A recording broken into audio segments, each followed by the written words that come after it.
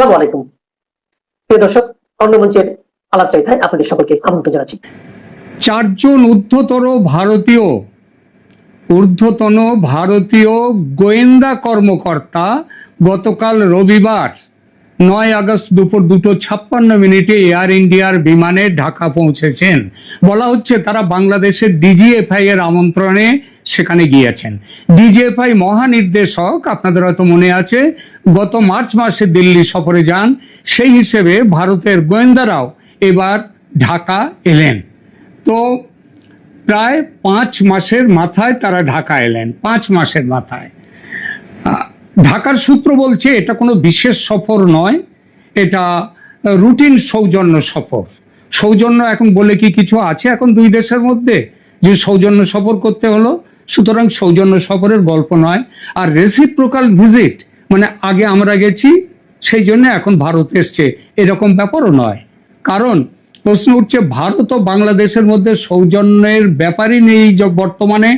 আর যদি reciprocal visit হয় তাহলে ভিজিট করতে যারা এলেন ঢাকায় তাদের নাম পরিচয় গোপন রাখা হলো কেন? কেন ভারতের মিলিটারি ইন্টেলিজেন্স কর্মকর্তাদের সঙ্গে ভারতের রিসার্চ অ্যান্ড অ্যানালিসিস উইং, যেটাকে নাম সহজ কথায় নাম সেই রয়ের গোয়েন্দারা এই সফরে আছেন কেন? কর্মকর্তাদের নাম, পদ এবং তারা কোন কোন ভারতীয় সংস্থার প্রতিনিধি কেন তা প্রকাশ করা হয়নি, এই ব্যাপারটি সবচেয়ে বেশি প্রশ্নের জন্ম দেয়। আর তার কোনো উত্তর কিন্তু প্রকাশ্যে পাওয়া যাচ্ছে না।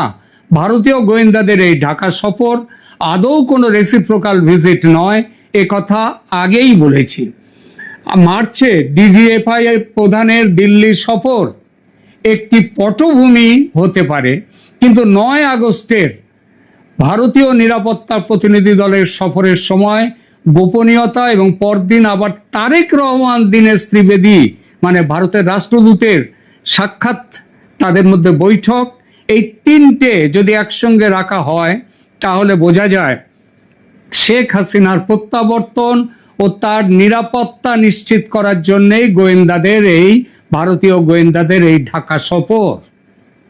আর এটাই যে সম্ভাব্য এই সফরের কেন্দ্রীয় বিষয়, এটা মানছেন আন্তর্জাতিক কূটনীতি বিশেষজ্ঞরা। যদিও ভারত এ ব্যাপারে মুখ খুলছে না। আর পরিস্থিতির চাপে বাংলাদেশ সরকার এতটাই বিমর্ষ ও বিপর্যস্ত যে কি বলবে ভেবেই পাচ্ছে না। কেন বলা হচ্ছে শেখ হাসিনার প্রত্যাবর্তন নিয়ে সবকিছু ঠিকঠাক করতে ভারতীয় গোয়েন্দাদের এই সফর, এবং একই সঙ্গে তারেক রহমানের সঙ্গে ভারতের রাষ্ট্রদূতের অত্যন্ত গুরুত্বপূর্ণ, এটা কেন? এটা আদৌ কাকতালীয় নয়। এই কি জন্যে সেটা এবার এখানে আলোচনায় আসা যাক। প্রথমত, হাসিনার ফেরার ঘোষণা নতুন নয়। 10ই জুলাই তিনি রয়টার্সকে জানিয়েছিলেন ডিসেম্বর নাগাদ তিনি কয়েকজন বরিষ্ঠ বা জ্যেষ্ঠ আওয়ামী লীগ নেতাকে সঙ্গে নিয়ে বাংলাদেশে ফিরবেন এবং আদালতে আত্মসমর্পণ করবেন। সে সময় তিনি স্পষ্ট বলেছিলেন ঢাকা সরকারের সঙ্গে তার কোনো যোগাযোগ হয়নি। কিন্তু 5 আগস্ট দিল্লির সাংবাদিক সম্মেলনে সেই ঘোষণা প্রকাশ্য রাজনৈতিক অঙ্গীকারে পরিণত হয়েছে। তিনি শুধু এবার ফেরার কথাই বলেননি, আওয়ামী লীগের নিষেধাজ্ঞা প্রত্যাহার, রাজনৈতিক বন্দীদের মুক্তি এবং তার বিরুদ্ধে মামলাগুলিকে রাজনৈতিক বলে তিনি প্রত্যাখ্যান করেছেন। 5 আগস্ট তার বক্তব্য, শরীরী ভাষা অনেক প্রত্যয়ী ও বলিষ্ঠ।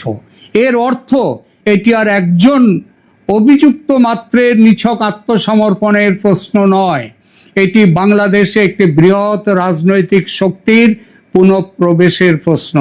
দ্বিতীয়ত, হাসিনার সাংবাদিক সম্মেলনের মাত্র 4 দিন পর ভারতীয় নিরাপত্তা প্রতিনিধি দল ঢাকা পৌঁছে গেছে। এটি নিছক কাকতালীয় হলে সময়টা কিন্তু অত্যন্ত অস্বাভাবিক। তৃতীয়ত, দলটির সদস্যদের পরিচয় ও পদ গোপন রাখা হয়েছে। সাধারণ সীমান্ত সহযোগিতা বা নিয়মিত প্রাতিষ্ঠানিক বৈঠক হলে অন্তত নেতৃত্বদানকারী কর্মকর্তার পরিচয় প্রকাশ করা যেত। এই গোপনীয়তা ইঙ্গিত দেয় আলোচনার বিষয় রাজনৈতিকভাবে সাধারণ নয়, বরং অত্যন্ত বিস্ফোরক।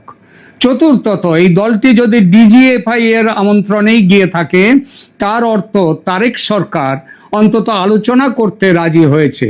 ঢাকা যদি হাসিনার প্রত্যাবর্তনকে সম্পূর্ণ অগ্রহণযোগ্য মনে করত, তাহলে ভারতীয় নিরাপত্তা কর্মকর্তাদের সঙ্গে তার নিরাপত্তা নিয়ে আলোচনায় বসার কোনো প্রয়োজন ছিল না।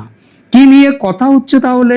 হাসিনার ফেরা বলতে শুধু দিল্লি থেকে একটা বিমানে উঠলেন এবং ঢাকায় পৌঁছে গেলেন, এটা বোঝায় না। পাঁচটা জটিল প্রশ্নের উত্তর তার বিমানে ওঠার আগেই ঠিক করতে হবে। প্রথম কথা, তিনি কোন আইনি পরিচয় ফিরবেন? স্বেচ্ছায় আত্মসমর্পণকারী অভিযুক্ত হিসেবে, ভারতের হাতে প্রত্যর্পিত ব্যক্তি হিসেবে, নাকি রাজনৈতিক সমঝোতার অধীনে প্রত্যাবর্তনকারী প্রাক্তন প্রধানমন্ত্রী হিসেবে তিনি ফিরবেন? এই তিনটির আইনি ও রাজনৈতিক ফলাফল সম্পূর্ণ আলাদা। ঢাকা বিমানবন্দর থেকে তাকে কে হেফাজতে নেবে? বাংলাদেশ পুলিশ, বিশেষ নিরাপত্তা বাহিনী, সেনাবাহিনী, না কোনো যৌথভাবে নির্ধারিত ইউনিট? ভারতের কাছে এটা কিন্তু সবচেয়ে গুরুত্বপূর্ণ তাৎক্ষণিক প্রশ্ন। কে তার হেফাজত নেবে? তাকে কোথায় রাখা হবে এটাও আর একটা বড় ব্যাপার। সাধারণ কারাগারে, বিশেষ সুরক্ষিত কারাগার, সামরিক নিয়ন্ত্রিত স্থাপনা যেমন ক্যান্টনমেন্টে, হাসপাতাল, না গৃহবন্দিত্ব?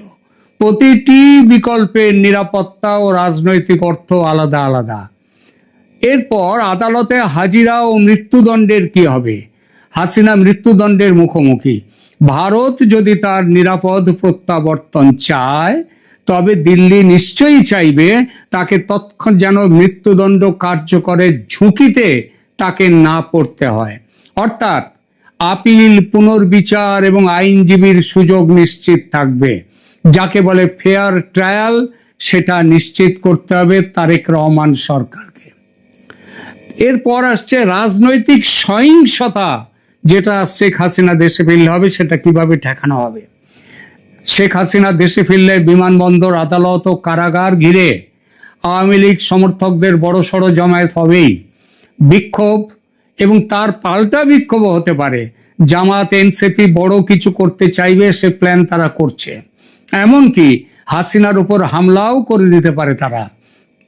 তাকে বহনকারী গাড়ি বহরে আক্রমণ হতে পারে, কিংবা বন্দি দশায় তার ক্ষতির চেষ্টা হতে পারে। তেমন ঘটলে ঘটনা বাংলাদেশকে ভয়াবহ অস্থিরতার মধ্যে ঠেলে দেবে। অর্থাৎ ভারতীয় কর্মকর্তারা শুধু একজন ব্যক্তির দেহ রক্ষার ব্যবস্থা নিয়ে আলোচনা করছেন না, তারা রিটার্ন প্রোটোকল, যাত্রাপথ, হস্তান্তর, হেফাজত, আদালত, বাসস্থান, চিকিৎসা, যোগাযোগ এবং জনসমাবেশ নিয়ন্ত্রণ, এই সমস্ত নিরাপত্তা কাঠামো নিয়ে কথা বলতে ভারতীয় গোয়েন্দারা গেছেন ঢাকায়। নয়াদিল্লির সাউথ ব্লকে আর একটি প্রশ্ন খুব ঘুরপাক খাচ্ছে এখন, সেটা হলো ভারতীয় নিরাপত্তা কর্মী তারা কি হাসিনার সঙ্গে ঢাকায় যেতে পারেন? তাত্ত্বিকভাবে নিশ্চয়ই যেতে পারে। সীমিত সংখ্যক ভারতীয় নিরাপত্তা কর্মকর্তা বিমান বাংলাদেশে পৌঁছানো, ঢাকায় সেখানকার অথরিটির হাতে তাকে পৌঁছে দেওয়া পর্যন্ত তার সুরক্ষা দিতেই পারেন। কিন্তু বাংলাদেশের ভূখণ্ডে তারা স্বাধীনভাবে সশস্ত্র নিরাপত্তা পরিচালনা করতে পারবেন না, করতে পারেন না। তার জন্য তারেক সরকারের স্পষ্ট অনুমতি এবং লিখিত কার্যবিধি প্রয়োজন, আর সেই ব্যাপারেও কথা বলতে এরা গেছেন। সুতরাং ভারতীয় কমান্ডো বাংলাদেশে নেমে হাসিনাকে নিরাপত্তা দেবে এমন দাবি এই মুহূর্তে করা ঠিক হবে না। তবে জানা যাচ্ছে তারেক সরকারের অনুমতি নিয়ে ভারতীয় কমান্ডোরা যাতে শেখ হাসিনার সঙ্গে থাকতে পারে সে ব্যাপারে আলোচনা করবেন ভারতের যে গোয়েন্দারা গেছেন তারা, এবং তাদের ফিডব্যাক নিয়ে তারেক রহমানের সঙ্গে এই ব্যাপারে কথা বলবেন ভারতীয় রাষ্ট্রদূত। এই কথা প্রথমে ডিজিএফআই স্তরে হবে, পরে তারেক রহমান ও দীনেশ ত্রিবেদীর মধ্যে আলোচনায় এই প্রসঙ্গ আসবে। সব মিলিয়ে ভারতের চাহিদাগুলো তাহলে কি? বাংলাদেশের একটি পরীক্ষিত বিশেষ ইউনিট তাকে গ্রহণ করবে। ভারতীয় লিয়াজো অফিসার্স তার নিরাপত্তা ব্যবস্থা পর্যবেক্ষণ করবেন। হাসিনার অবস্থান ও চিকিৎসা সম্পর্কে দিল্লিকে নিয়মিত তথ্য দেওয়া হবে। তার প্রাণহানি বা বেআইনি আচরণ না হওয়ার নিশ্চয়তা ঢাকাকে লিখিতভাবে দিতে হবে এবং তারেকের সামনে এসব মেনে নেওয়া ছাড়া পথ নেই। কারণ আমেরিকা ও ভারত যৌথভাবেই শেখ হাসিনার ফিরে যাওয়ার ব্যাপারটা দেখছেন। আমেরিকার কি বলবো, আমেরিকার মত নিয়েই ভারত এই ব্যাপারগুলো তৈরি করেছে। সেটা ভালোভাবে বুঝিয়ে দিয়ে গেছেন বাংলাদেশকে সার্জিও গোর মাত্র কদিন আগে। ক্ষমতা গ্রহণের পরে ভারত তারেক রহমানকে সহযোগিতার সুযোগ দিয়েছিল, কিন্তু তিনি চীন ও পাকিস্তানকে সঙ্গে দ্রুত সম্পর্ক বাড়িয়ে দিল্লিকে দূরে রেখেছিলেন। সম্ভবত তার হিসাব ছিল ভারত শেষ পর্যন্ত নতুন রাজনৈতিক বাস্তবতা মেনে নেবে এবং হাসিনা প্রশ্নে পিছিয়ে আসবে। কিন্তু ঘটনা প্রবাহ উল্টো দিকে গেছে। ভারত হাসিনাকে প্রত্যর্পণ করেনি, তাকে দিল্লিতে প্রকাশ্যে সাংবাদিকদের সঙ্গে কথা বলতেও বাধা দেয়নি, যদিও বাংলাদেশ তার যথেষ্ট চেষ্টা করেছিল।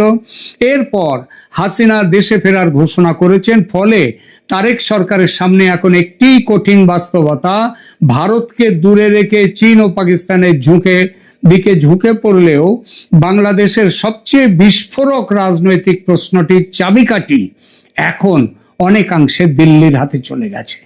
এই কারণেই আগে যে দিনেশ ত্রিবেদীর সঙ্গে সাক্ষাতে পিছিয়ে যাচ্ছিল